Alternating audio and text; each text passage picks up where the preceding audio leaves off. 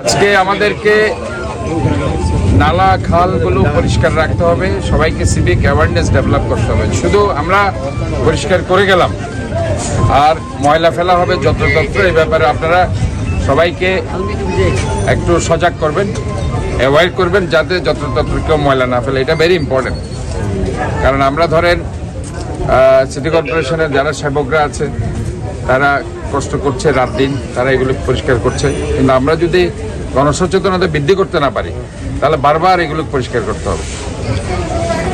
এই জন্য আপনারা সবাইকে বলবেন যত্রতত্র প্লাস্টিক, পলিথিন, ককশিট এগুলো না ফেলতে।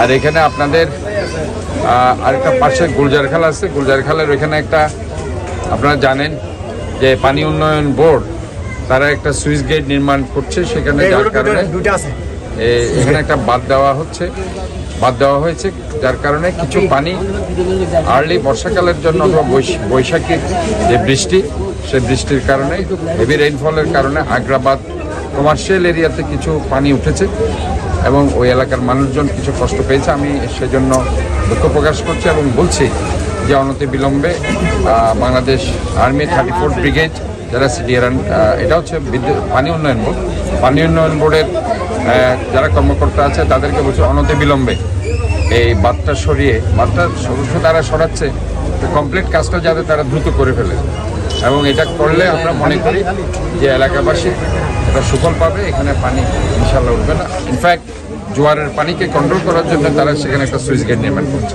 তো ওভারঅল এই এলাকাতে অন্য আর কোনো প্রবলেম নেই, যেহেতু এখানে আমরা কোনো বড় খাল এখানে সংস্কার করছি না। আমাদের মেজর যে খাল দুইটা আছে সেটা হিজরা খাল, আরেকটা হচ্ছে জামাল খান খাল, যেটা 34th ব্রিগেড আর্মিরা করছে সিডিআর আন্ডারে। সেই কাজগুলো আমরা তাদেরকে 10 দিন সময় দিয়েছি, সেগুলো তারা ক্লিন করে দেবে আশা করি। ওভারঅল যেহেতু কাজগুলো চলছে, কাজগুলো শেষ হতেও সময় দিতে হবে এবং এই কাজগুলো হয়ে গেলে এলাকাবাসী আগামী বর্ষাকাল, যেটার জন্য আমরা প্রস্তুতি নিচ্ছি, 6 মাস যে বর্ষাকাল আমরা ধরে নিচ্ছি, মেয়ের শেষের দিকে বা জুনের প্রথম থেকে শুরু হবে, ইনশাল্লাহ আশা করি আমরা একটা সুফল পাবো। তবে আবারও বলছি, জনগণকে একটু সচেতন হবো। আমরা যদি শুধু নালা পরিষ্কার করতে আর জনগণ সারাক্ষণ ময়লা ফেলতে থাকে, এই ব্যাপারে আমার মনে হয় তাদেরকে সচেতন করতে হবে।